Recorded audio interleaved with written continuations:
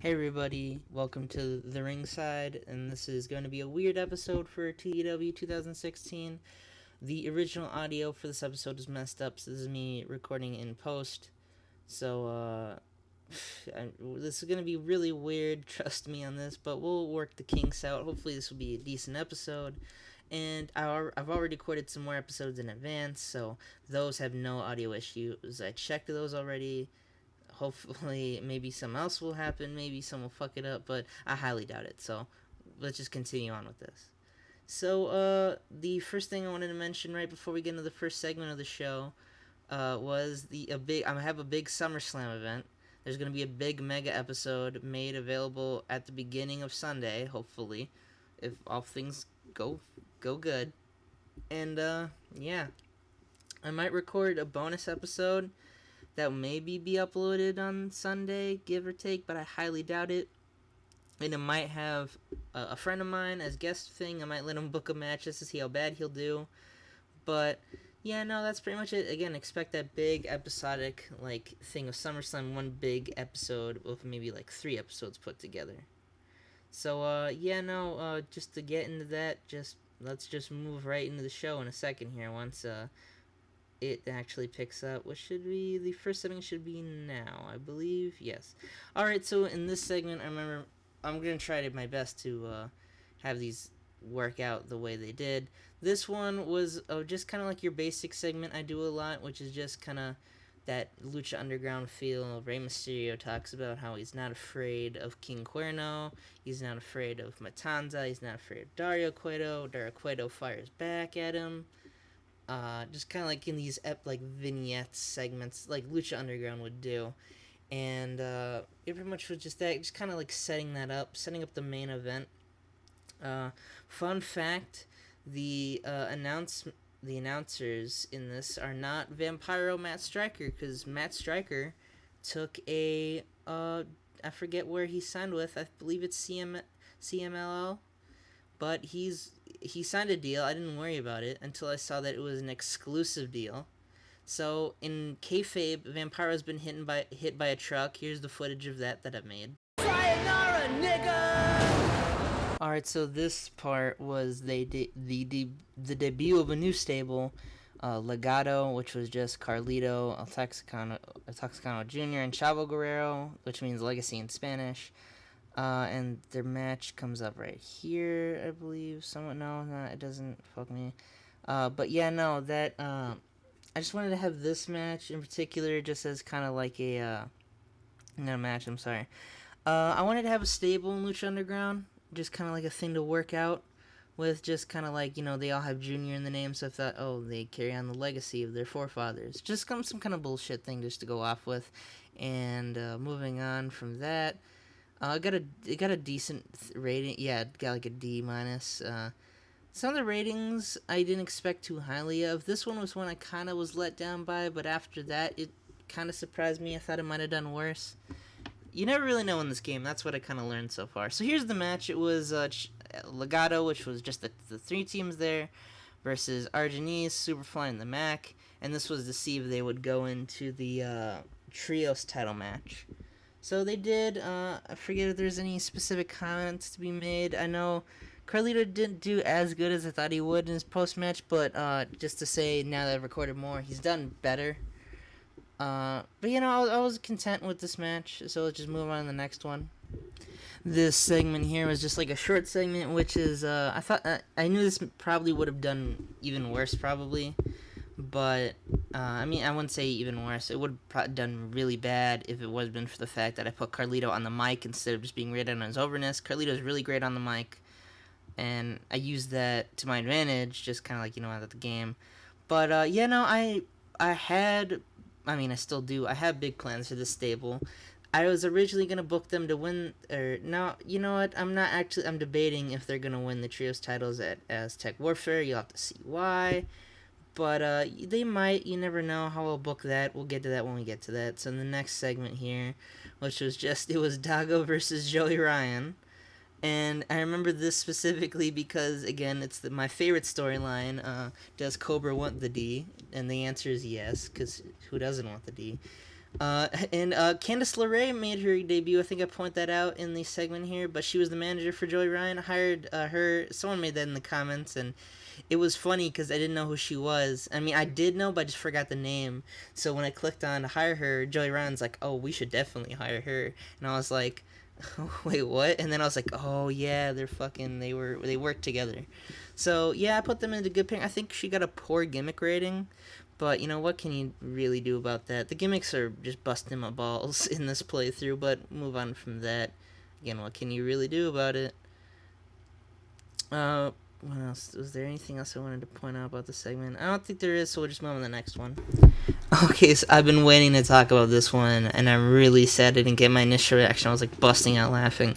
So the segment did horribly, but it involves the debut of Jervis Cottonbelly. I'm sorry, Jervin. I did a great segment where it was just kind of like Dario's at the door, and he hears, like, a knock, like, but really softer than that. So, like, and he doesn't even hear it. He, like, looks up, can't understand it. And then he hears it again. And he's like, "Oh, come in." And Jervis comes in, does his stick, you know, like the gentlemanly, like, feel, the good guy gimmick. Dario, of course, wants none of it. He's like, you know, what the fuck is this shit?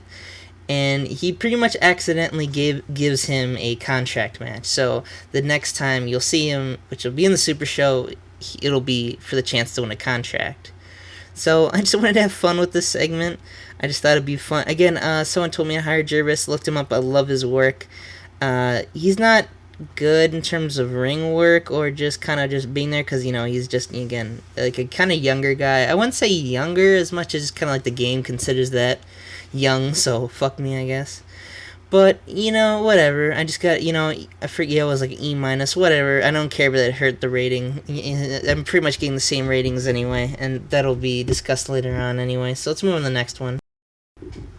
Alright, this was a short little match. I remember, I don't talk about much. It was just, it was Cage versus Mil Muertes. Mil Muertes pretty much just kind of like goes into a rage and just beats the holy hell out of Cage. Not that Cage doesn't get offense in.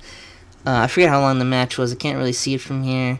But, you know, the match went on for a decent amount of time.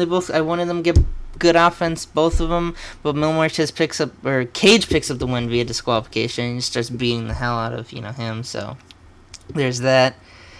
But, yeah, after that, I'll move on here. I was checking the dirt sheet there. But, man, I hate doing these because it's, like, it's just so weird to talk. Well, you know what's happening. You don't have that live experience to keep you motivated to talk. And move on to the next thing here. The next thing was just the continuation of the Sami Callihan Mil Muertes feud, which was Sami Callihan just beats the holy hell out of Mil Muertes. The like brawl. It's a basic brawl to the back segment. And I have the next segment. I'm really gonna lay in deep here, hopefully. But yeah, no, I'm really I didn't at first know who Sami Callihan is. Like, once I looked it up, I remembered. But I'm glad I picked him up just for this Mil Muertes feud. It's not doing as good as, like, the main championship feud or anything. But, you know, what are you going to do about it?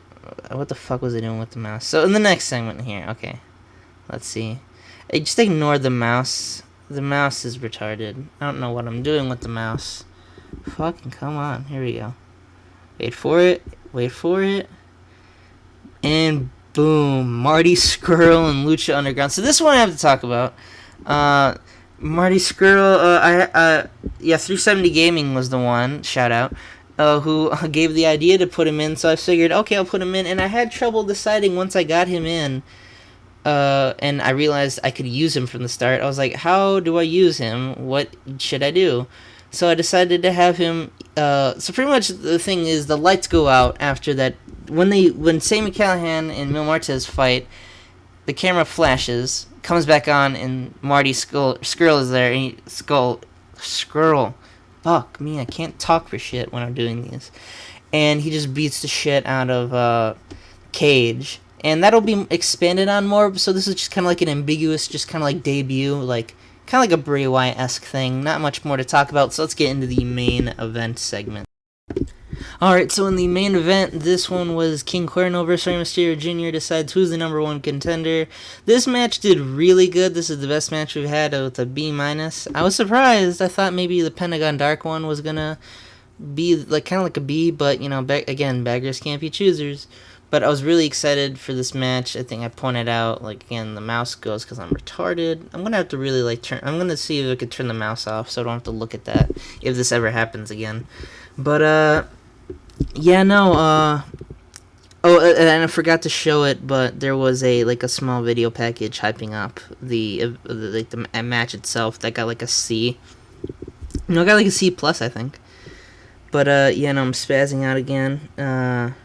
These are so hard to do when it's in post, but you know, enough bitching for me. This match did really good. The show was really good, and I'm really happy with the qualities of the shows.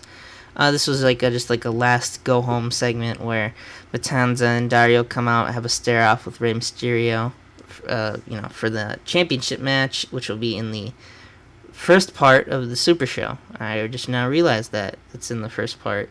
But yeah, no, I was really again surprised with the quality of the work we had here. But was I gonna add anything to this? I don't think so. Oh no, I was talking about this. This is just increased probability. I'm not gonna show the second screen, but I will show here is a quick segment that we did beat New Japan Pro Wrestling. I know we beat NXT. We beat New Japan for once with the ratings. I believe either we beat them or we tied. I forget. So yeah, there's that, and this is gonna be the last part of the episode. I'll see you guys for the Super Show, and hopefully this video does decent. Again, I'm really sorry about the audio, but you know, again, for like the 5th time, beggars can't be choosers. I'm really bad at doing these in post. See you guys later.